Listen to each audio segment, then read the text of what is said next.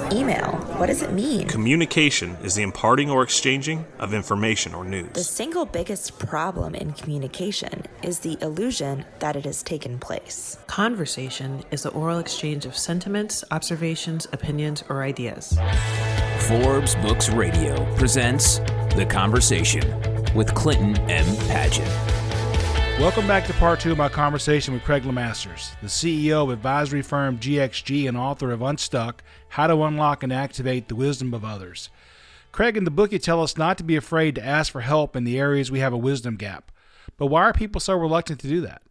I think, unfortunately, and I'll just speak for myself, it's usually pride and ego, the opposite of humility, right? It's hard for us. I mean, who loves admitting that, I need help or I don't know something? And, especially when we get promoted, Clint, I think that's the hardest thing. We call them moments that matter. And I think the moments that matter for leaders are when we get promoted, so we're new to a job, or we get piled on a lot of new stuff in a job, or we're a successor, right? And I use myself as an example again. I mean, the first day that I went in as CEO of the company, and again, I'd been with the company for a while, kind of knew everybody. It was a big company, but knew everybody. And I'll never forget, I got on the elevator in the morning, day one, and elevator's full, rush hour, and all of a sudden everybody stopped talking. And I'm like, go around. I'm like, I know most of these people. And I even said, hey, everybody okay? And they're like, yeah. I get off the elevator and I go to my big new office, and my longtime executive assistant's there. And I'm like, Debbie, what's going on? Did something happen overnight? And I told her what happened. And she literally looked at me and said, you don't really get it, do you? And I'm like, get what? He goes, they're looking at you now for the future, for their future, their financial security, right? There's a lot of stuff changed yesterday. And you know what, Clint, that's when it hit me that, wow, I'm not prepared to do this today, and I better start asking for some help, right? And get rid of some of this pride. I got promoted based on what I did, but my ability to now do the next job was very low. My wisdom in being a CEO was super low. And I can prove it, because when I went back and started researching for the book, and people started telling me stories about my first 2 years, it was pretty cringeworthy. So I didn't put a lot of that in the book because it was too hard. Well, you survived it, so that's good. I survived. That's a good way to put it. Now, what role do biases play in hindering us from achieving success? Yeah, I think it's one of my favorite topics, and part of why I love to do our little advisory work, board work, because we bring in these wise people from the outside. One of the things I tell people why this works so well is because they don't have any bias. Meaning they're doing this work because they want to help, they're intrigued by it, and they're just bringing their knowledge and experience in. And because the problem with bias is, number one, we all have it. So if I work for an organization, what are my core bias? Well, there can be a lot of things, but number one is my own survival. Right? I mean, my family needs to eat, got kids in college, all those things. Number two is probably promotion, right?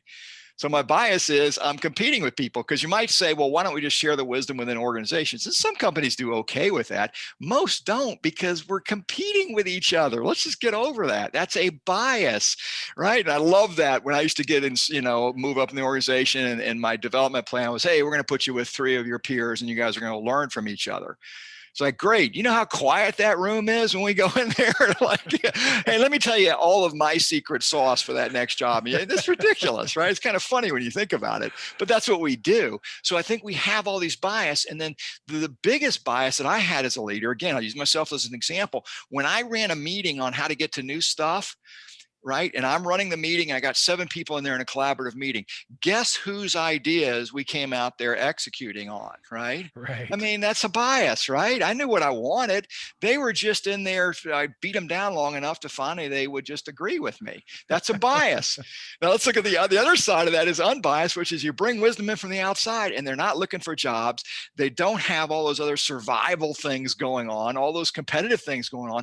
They're just there to dump the knowledge and experience. And I got to tell you, it's more fun because the sparks fly. It's like, wow, this is not as hard as we thought it was. Let's go do this, not that. I mean, these are not typically big, complicated topics. It's this versus that. And we couldn't get there because of the bias. So it's a really important element. Yeah, I think the way I like to think about it is, as an external third party who comes in, you have no hidden agenda. The only agenda you have is to make sure that you're successful. It's not to get the next promotion or not worry about making the CEO mad. Absolutely. It's really trying to make you successful. Absolutely. And that's why I love every engagement that I do. I wanted to change the game a little bit on traditional advisory and consulting work. So everything we do is a beginning and end. There is no perpetuity to it. And we only get paid if we get the output that we promised, that we agreed we were after, because I just thought this space was void of that. It was all completely fee-based. There was no performance basis. And I never understood that. It's like, hey, if you believe in your work, then you should stand by it. So that's what we do. And fortunately, in 4 years, we haven't had to do that, but it's super motivating. One, I don't want to take something on that we can't help through this methodology, but I think it's also a good example to our clients. Like, this is how you should operate too. Whatever you're out selling and doing, this is how we should all operate, I believe, at least at some level. No, that sounds awesome. I was really pleased to see how much you value something that I'm also passionate about, and that is conversation.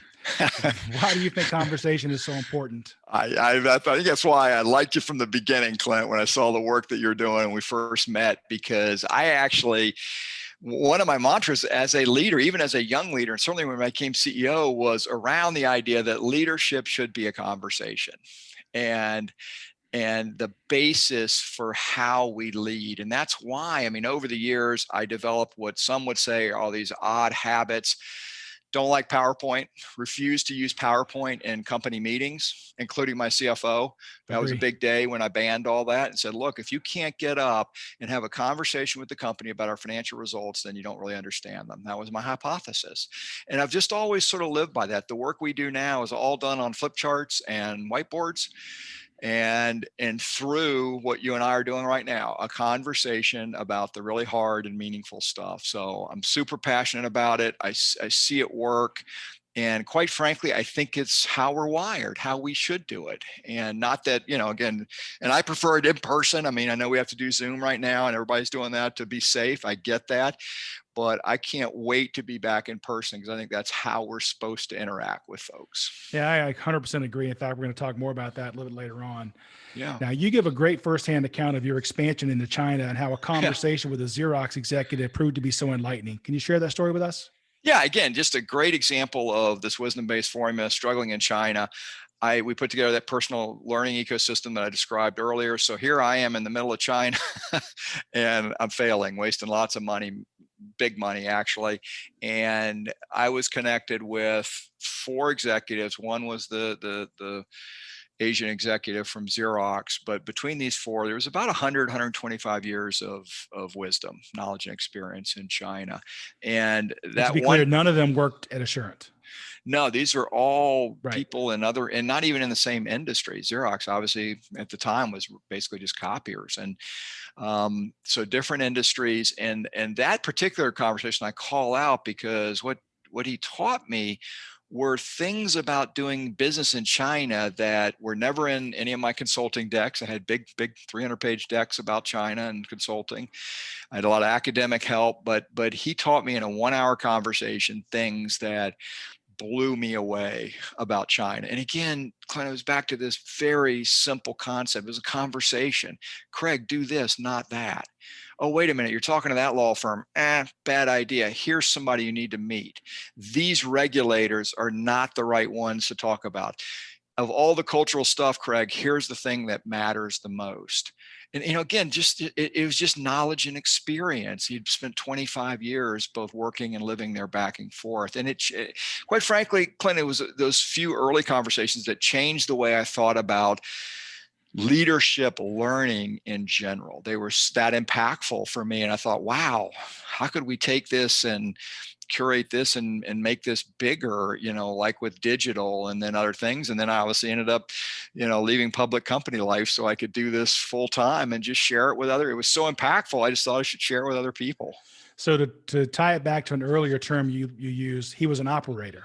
He was an operator, just a guy working in China for a long time and had just learned stuff that, I'd been there for 3 years at that point. And he's teaching me stuff like I'd been there 3 days.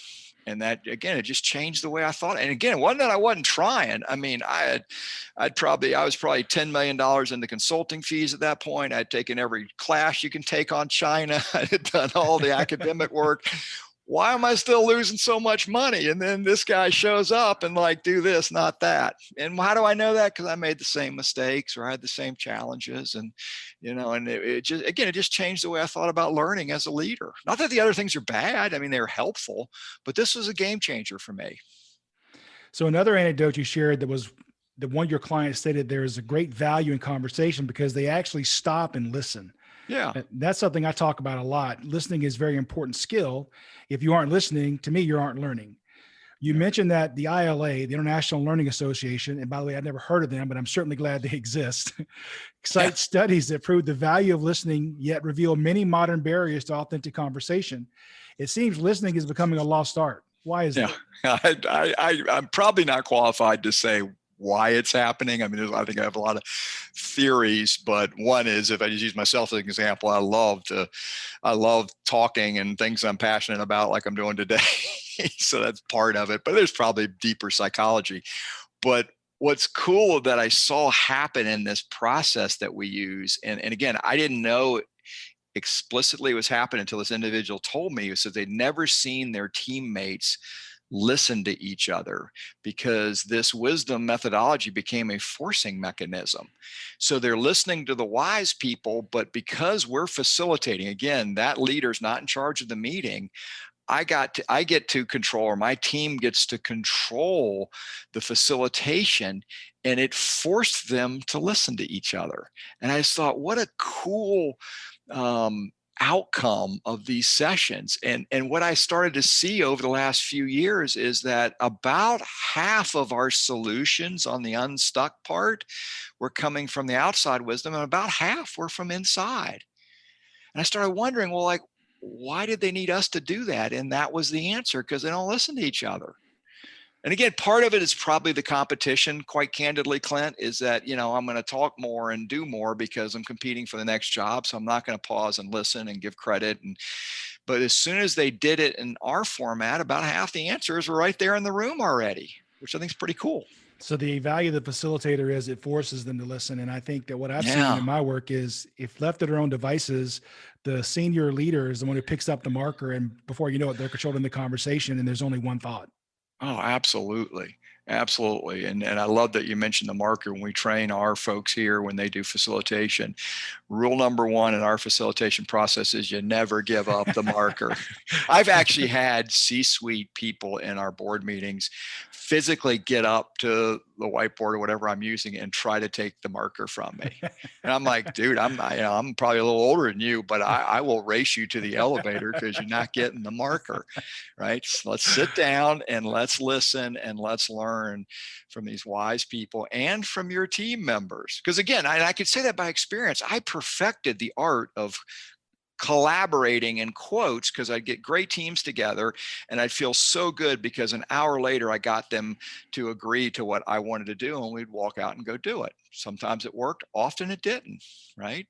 And I tell that story only because, as I've told it over the years now, lots of people smile and go, wait a minute, that's me you're talking about. I'm like, well, just stop that. It's super easy to stop it. Let somebody else do it. Well, we have a lot of the same core values that you do, apparently, because we also, one of our mantras is thou shalt not lose the pencil. Oh yeah. Because I love it. You never lose control of that thing. I love it. Now, another key word for me is clarity. And you say that clarity is the holy grail of strategic decision-making. Why is that the case? I think that, again, it's a simple topic, but one we just blow through.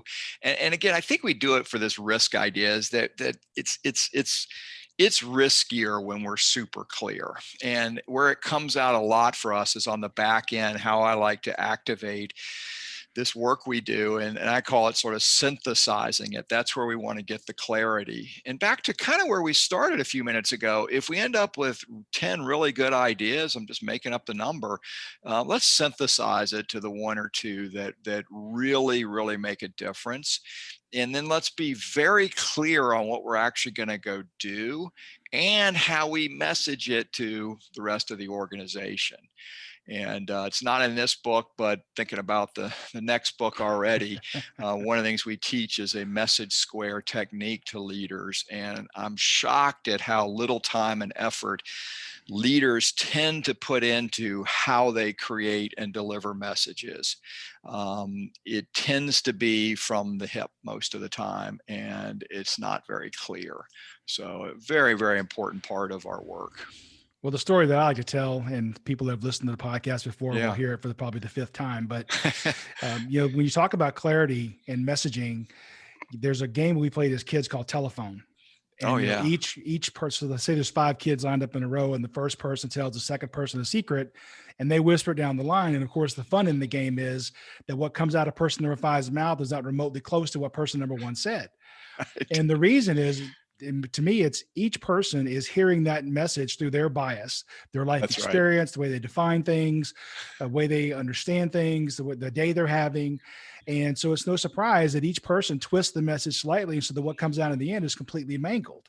And of course, what saves us from doing that is if we actually have a conversation where each individual person gets to ask the previous person, well, what do you mean by that? Here's what I think that word means. What do you think it means? And when you say turn left, you mean like right now, or 3 blocks down at the Burger King?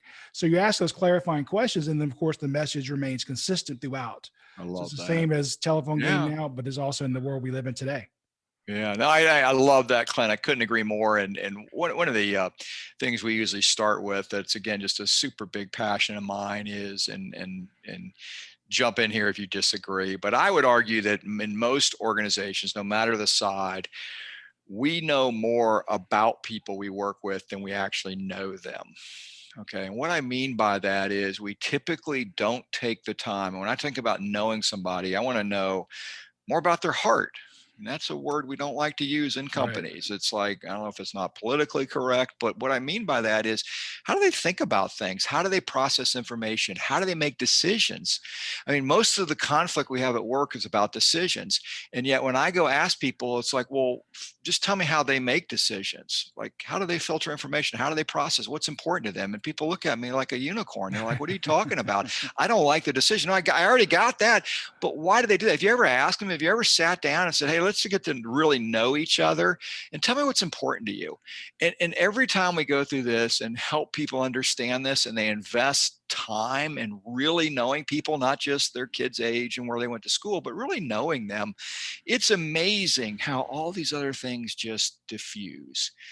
And yet we just, as leaders, we just don't spend or typically spend time on that. And that's another, for me anyway, crisis tip that we spend a lot of time on right now, that if there's no better time than right now for leaders to be doing this one. So I love the telephone story. Yeah. In the last chapter, you focus on corporate happiness. You say that person-to-person interactions that form authentic relationships, real people talking and listening as they share their wisdom, is what maximizes happiness. And I couldn't agree more. Yeah. We've always found that the key to successfully completing complex projects, even with geographically dispersed teams, was getting them all in a room together for a few days on the front end to plan the project. And the relationships forged, even over that very short period of time, allow us to be successful when we return to our remote offices. Yeah, no, absolutely. And that's why I'm excited about getting back together. I think we've all gotten much better at digital and Zoom or whatever format you use. And we're getting stuff done. So I think it's good, but we're not getting the relationship piece. It's not the same. And so part of our meetings are just for that. We intentionally craft every agenda. Everything is super intentional about, we want to make sure people really know each other. When you finish work with us, most people are happy with it, I can say that, but I hope they're happiest with the fact that we really know each other at a whole different level. And quite frankly, it's probably one of the keys why I'm doing this now, Clint. It may sound weird, but at the stage I'm at, I know this works and I know it will get results, but I also want to help put smiles back on leaders' faces. We work so hard to get in leadership jobs, and most leaders I meet and we start working with are miserable. That's just being super candid. They're disheveled, they're miserable, too many priorities, too many conflicts. And that's what brings joy to my work now, is if we follow this and do what you just read and the way you guys do it, I'm sure it's really fun, because these should be enjoyable jobs. Not that they're not hard, they're super hard, but there should be some fun in it and some joy joy in it. And that makes me smile. If we can accomplish that in an engagement, wow, it's really fun. I do think that's one of the challenging things about today's environment is people are very isolated, right? They're working remotely from home. They're only having conversations with their, with their spouses and kids, and not really going out, which, it's unfortunate. That's the way we're living. And in fact, it kind of leads into my next question. Yeah. So in the book, you also reference the 2019 World Happiness Report, which is also something I didn't know existed, but I'm glad does. And as the parent of a teenager, a couple of things jumped out at me. First is that increased screen time actually leads to a decrease in happiness. Now, my son would disagree with me vehemently on this, but I'm going to try to convince him of that fact. But what was really scary to me is that the study showed that in-person contact with others, something we're talking about, but it's really not happening right now, actually promotes happiness in teenagers, and that all activities related to unhappiness were experienced when people were alone and feeling isolated. Yeah. Now that's talking about teenagers, but I actually feel that applies to adults working remotely during a pandemic. Absolutely. How do you feel? Yeah, no, I agree. And I think the numbers support it. I mean, we're at, and again, the media is not really reporting on it, but we have almost catastrophic, or probably is catastrophic levels of addiction and abuse at home and all kinds of social problems because of the isolation. And a very dear friend of mine is the chief marketing officer for the largest addiction center in the U.S., and they're just full, and the relapse rate is off the chart. And these are obviously largely adults, and I think the numbers speak for themselves. We're not meant to be isolated, and it's super hard. And I think as leaders, not to get political on any of this, but as leaders, I do think it's our job to find the fastest, safest path back to being at some level in person and interacting with each other. It is very hard because, newsflash, not going to make everybody happy along this journey. I'm speaking, I think it's next week, to like 1,000 administrators and board members in the education system in one of the states. And what an interesting audience, and what a time. You think about their decisions are so hard right now because it's a split, right? You're not going to make certain people happy. So as leaders, what do we respond? Well, I think there's no better time than to go quickly gather as much wisdom as you possibly can, but be decisive, and let's try to find the fastest path back to being in community and being together as much as we can. Now, of course, some companies have already said they're never coming back. Everyone's going to stay remote forever. But I find that hard to believe. I shake my head when I read those stories, and I just think we want to be part of a tribe. We want to feel the warmth and camaraderie, and I can't imagine doing that 100% remotely. Yeah, I think that's right. And a number of them that early on, I think, made those claims. Fortunately, some of the bigger ones have backed off and said, well, what we really mean is people are going to be allowed to work remotely, but we're going to have, and most of them are headed towards 50% capacity, I think, where, we can reserve space in the building 50% of the time. We will have certain meetings, be safe, etc. So hopefully that's what we will see, and see it sooner versus later. I mean, I do think it's something we all crave, and in Georgia, and in the South in general, we've had it probably easier in some ways than most. And so, because we're a smaller firm, we were able to come back in. We have a big space. We're able to distance here. It's been interesting. Even in the last month, we've had a lot of local clients who can't go in their offices. They're in big companies. So we offered them to come in if they just need a break, to come in and again have some community and get coffee here and work in some of our space. And some days I feel like we're running Starbucks now and not a real advisory firm, but that's okay, because you know what? It's what people need right now. We need some contact and some camaraderie. So, do you have any thoughts or tips on how to combat the isolation feelings that people might be feeling right now?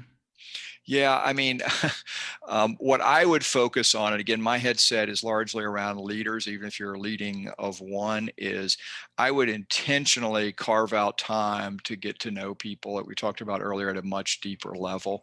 There's no better time for it. People need it. Leaders need it also. I mean, what better time to do that? And where I get into debate with people is folks will tell me, well, I'm already doing that. I spend a lot of time with my folks. And I love it when clients do that, because I tend to ask them, is it okay if I go talk to some of those folks? And you know what the answer usually is? It's a 5-minute flyby check-in. I'm talking, Clint, about really investing time. That might be an hour or hours a week with folks. And I think that's a big level set for how we think about our coworkers, our employees, and our bosses, quite frankly. It's a really lonely time to be a boss. And I tell people this all the time. Best thing you can do if you want to deal with your own loneliness, then your boss is probably even more lonely. Pick up the phone and call them. Just call them or jump on Zoom, and you know what? Have a conversation that has nothing to do with the budget and cutting expenses and growth, and really get to know them. Find out how they're really doing and what they're struggling with. I think it's a unique opportunity, quite frankly, to really know each other. I think it's a great way to connect. It just means we have to be proactive. Yeah, I think so. Some of these things would happen organically if we were face to face on the way to get a cup of coffee or at lunch, and we're just not seeing that now. We're not. And I like proactive. The word I also use a lot is to be super intentional about it. Yeah. This is not something, and again, I always use myself as an example because it's not something I'm good at. I actually I schedule time to do it. Now that may sound hokey or whatever, but that's how you create habits, right? And schedule time to do it and then go do it. And boy, does it work. I mean, I feel like my team, has grown dramatically the last 3 or 4 months because we've been super intentional about this. And it's kind of a type A go group, as you can imagine. And I'm not even sure back when we were together, we were doing that good of a job, even though we were together. So I think we can take advantage of this and make it meaningful. Well, I want to close with a quote from that chapter. Yeah. Happiness is often fueled through positive relationships with other people. So clearly that's something we need to strive to do. Yeah, absolutely. I couldn't agree more. And I think it's awesome. And I think it's great what you're doing. This is a perfect example where you're looking for people to have conversations with that hopefully can be encouraging and give a few insights and dive deeper with people. So I really appreciate the stuff you're doing, Clint. And because I believe that. I think we can really use this as a time to support each other at a whole different level. So Craig, you've been a great guest today. Thank you for spending time with us and helping us get unstuck. If someone wants to learn more about you or engage with you further, how can they do that? Yeah, the best way is our corporate website is gxg.co. And then I have a speaker site, CraigLeMasters.com, if you want to see more of the talks and stuff that I do. And would love to connect with anybody on LinkedIn. Pretty active on LinkedIn. I love to share content there and just connect with people. And certainly anything I can help anybody with, give me a shout. Well, Craig, thanks for the conversation. Yeah, my pleasure. Thanks for what you're doing, Clint. Thanks for listening to The Conversation with Clinton M. Padgett. To find out more about Clint, go to projectsuccess.com or pick up Clint's book, The Project Success Method, at amazon.com. This has been a production of Forbes Books Radio.